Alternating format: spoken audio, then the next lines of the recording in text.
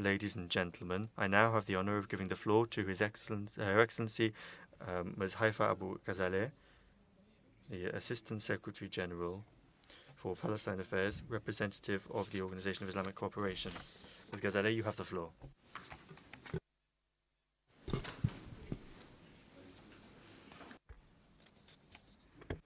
معالي الدكتورة Your Excellency Mrs. Rima Khalaf, Mr. Fode Sek, Chairman of the Committee, Your Excellency Mr. Riyad Malki, Your Excellency Mr. Samir Bakr Diab, representative of the OIC, distinguished guests, allow me to thank Belgium for hosting this important meeting. I also wish to convey to you all the greetings of the Secretary General of the League of Arab States, Mr. Nabil Al-Arabi, and I would like to take this opportunity to express the League of Arab States' appreciation to the committee for the assistance and support given to the Palestinian people to exercise their inalienable rights to have access to self-determination and set up their independent states with East Jerusalem as its capital on the borders of for June 1967. I would also like to thank His Excellency Mr. Fode Sek for holding meetings to raise awareness as to the Palestinian question, and especially the meeting held in Moscow on the 1st and 2nd of July 2015, which the Secretary General of the League of Arab States participated in. I would also like to say that we in the League of Arab States greatly appreciate all the efforts made by the committee in order to reaffirm the inalienable rights of the Palestinian people that is facing a policy of settlement, Judaization and displacement, which Israel is attempting to consolidate by contravening all international instruments and resolutions that call for the end of occupation. I also wish to state that the United Nations has recognized Palestine a non-member state with observer status, and this recognition means that it is a state under occupation from the international political point of view, that the state includes all the Palestinian territories which were occupied on the 5th of June 1967, and it also recognizes that Israel is an occupying state. Our meeting is being held today in very dangerous times in view of Israel's intransigence and its continued refusal to stop Israeli settlements on Palestinian and Arab land. Israel continues to procrastinate and maneuver and to hamper regional and international efforts in order to achieve a just and lasting and comprehensive peace. Settlement activity is intensifying, and the Israeli government applies a policy of apartheid against Palestinians, which is a way to destroy any hopes of peace and the establishment of a Palestinian contiguous viable state with East Jerusalem as its capital, in spite of the consensus in the international community to achieve a two-state solution with a continuous independent Palestinian state and East Jerusalem as its capital. Israel continues to defy international resolutions, instruments, and human rights instruments. It continues its settlement activity to absorb Palestinian land and divide it.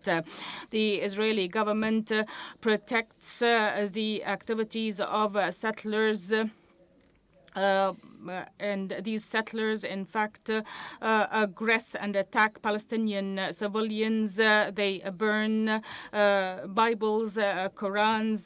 They attack mosques and churches. There are more than 6,000 detainees in Israeli prisons, some of whom are in prison for over 25 years, and they are being subjected to inhuman treatment. The Israeli government is completely indifferent to international legality and refuses to heed calls to put an end to settlements. This is a big obstacle to peace. This settlement policy, which has been rejected by Arabs and all other regions, is the main reason why the latest negotiations between Palestinians and Israelis have ended. Israel, the occupying power, continues to take illegal measures to Judaize Jerusalem, demolish houses, and to change the names of roads and Islamic and Christian heritage by attacking the sanctity of mosques and churches, and the Aghwar area is being confiscated, and people and its inhabitants are being displaced.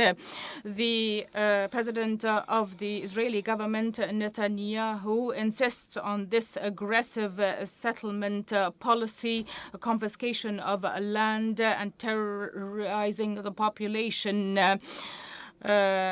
This requires the international community to hold him to account, to put an end to these practices in accordance with Article 85, Paragraph 4 of the Additional Protocol of 1977 of the Geneva Convention and Article 8 of the Rome Statute of 1998. Settlements are a clear violation of international law. Article 49 of the Geneva Convention expressly mentions that it is prohibited to displace populations that are under occupation. Israel has not respected that principle and continues to forcibly displace Palestinians and replace them with settlers, and even encourages Israelis to build houses on Palestinian land. These settlers are committing the worst crimes against civilian Palestinians, men, women, and children, and the old. They commit crimes including the burning of the Palestinian child Muhammad Abu Khdeir. He was burnt alive, as well as many other crimes, such as the burning of the house of a whole Palestinian family and the burning of a baby, Ali ad-Dawabsha, as well as 18 other members of his family by the IDF.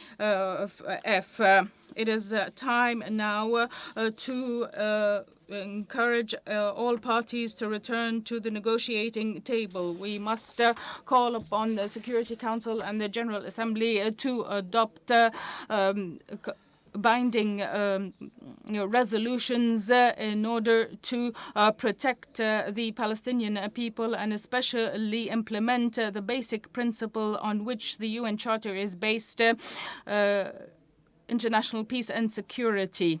We would like to take this opportunity in order to call upon the international community, especially the United Nations and the Quartet and the American sponsor, as well as the European Union, to take firm positions and to send firm messages to Israel to compel it to put an end to its racist policy against the Palestinian people. The international community must move from merely condemnation and protestation and turning a blind eye to Israeli practices to concrete pressure and serious efforts in order to compel Israel to put an end to its practices and to its contravening of all international resolution and instruments. It is now time for the Palestinian people to live freely and independently on its independent land. It is high time to put an end to Israeli settlements completely in order